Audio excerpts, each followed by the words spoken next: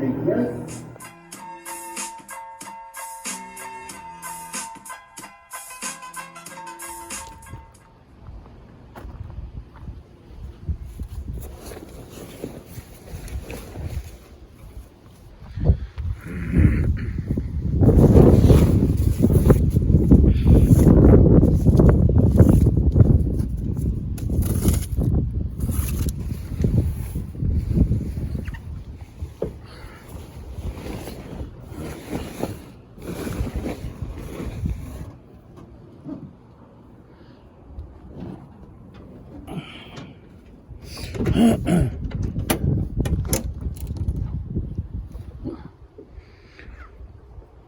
So let's see if we can run a compression test on it today.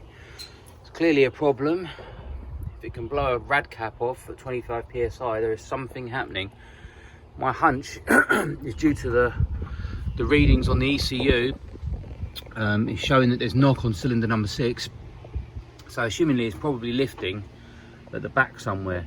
I've never done a heat cycle on retorquing. So what my plan is ultimately is to run a compression test on all the cylinders, see if we can get anything. It seems to run absolutely fine below 25 psi and then seems to lift. So I can run that compression test, see if we can get any information out of that. And then after that, I'm going to plan on taking the cams out, because you have to be able to retorque the head, and see if there's any movement at all on the 80 foot-pounds of torque that's required for these ARP 2000s.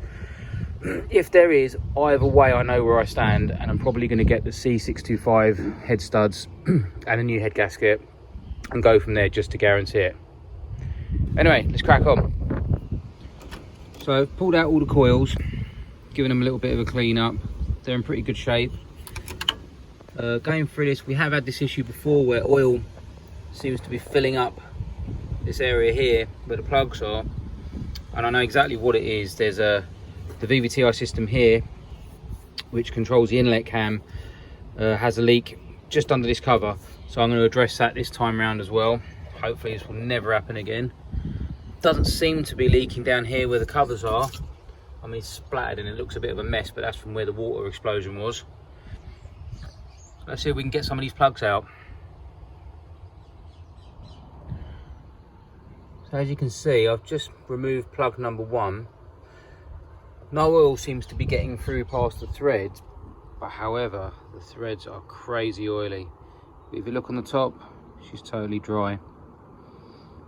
And always has been, because I do monitor this and do check it.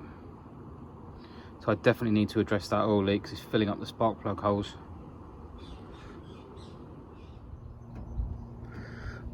Well, this doesn't look to be ideal.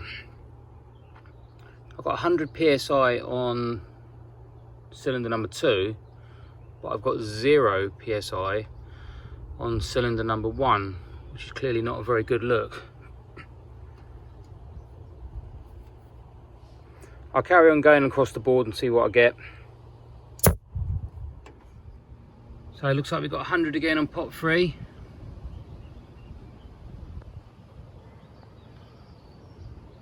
Fingers crossed we got that for roughly the rest. And here we have pot number 4. Another contender in at just over 1.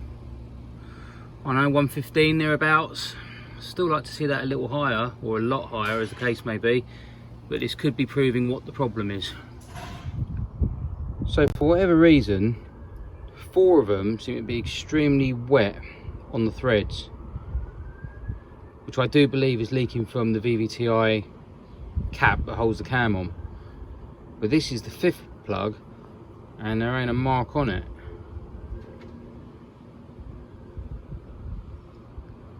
So we'll get a test on this one. So pot number 5 is roughly around about the same, 120s. Last and final one, number 6. So this is the plug as I've just taken it out of number 6. Totally dry on top again, nothing's getting in past there, so it's not coming from inside. Something, however, though, is dribbling on the outside, so I don't know, maybe it is a rocker covers dribbling inside it, filling up the threads. Would make sense because it's not getting past and yet it's up to the bolt, so there's no way oil could have come from inside the engine up the top and up and over the bolt. But we shall see. I want to test up on it now. So that's the reading for number 6, around about 115 again, there across the board, except for number 1 that has absolutely nothing. So I'm going to try that one last time, because I find it hard to believe I've got nothing. That entails I've done a valve, or I've done a ring, or an entire piston. Hopefully not. Anyway, let's give it another go. Yeah, unfortunately that's the reading from number 1, so this is not ideal.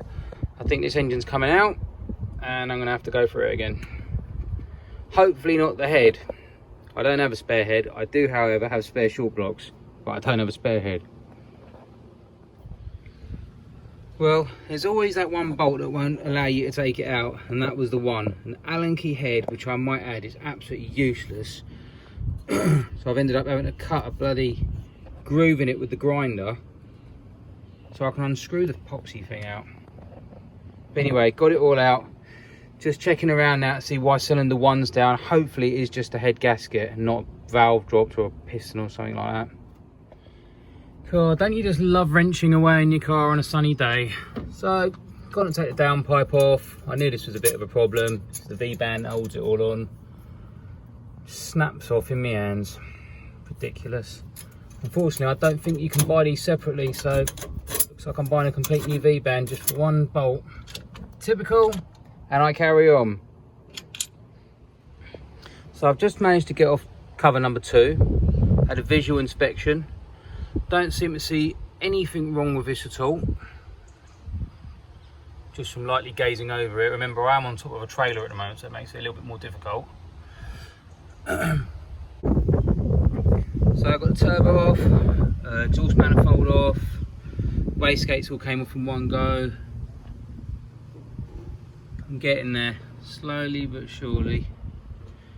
I don't really want to take the engine out of the car, so I've undone the tension up and down the bottom, just slackened it off, TDC'd the engine so everything's in place. Belt seems to be slack enough, so no, I should be able to move that off. I have done this way before, it didn't seem to cause a problem. And then probably tomorrow I'll end up getting the cams out, I think. That's it, I'll crack on. So here's where I'm at with it. A little bit confused where to go to next. It's been a while since I've taken it apart and I didn't realise, for the love of God, how many cables there are. There is sensors on everything, it's driving me nuts.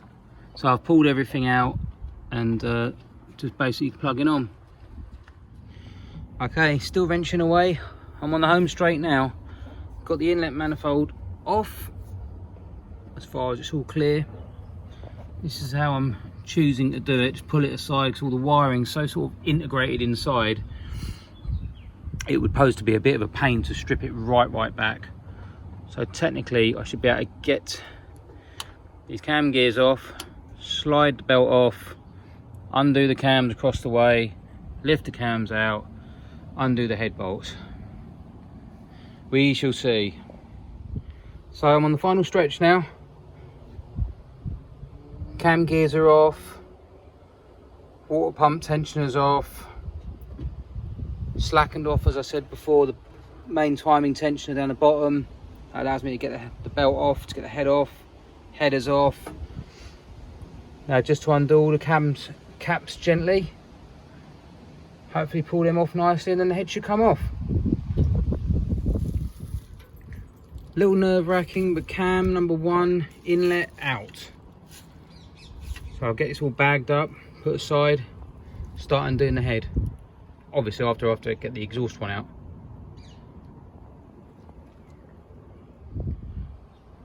Okay, so Team Angry.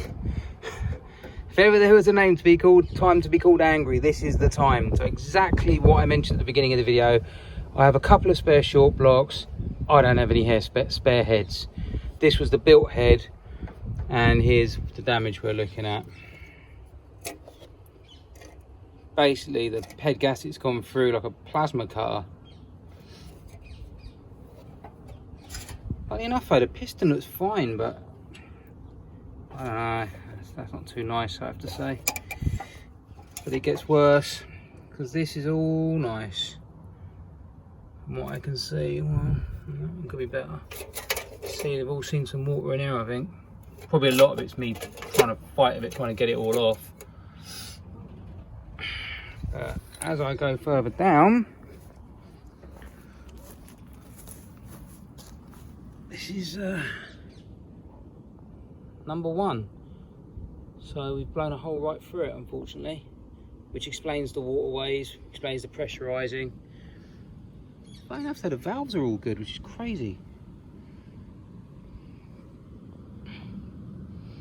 But that's it. I have to look into seeing now if I can get this repaired, because this is the built head. This is all fully ported and polished. This is a 5-angle valve job. It's got titanium swirled valves. This has got everything that I could afford to put onto it.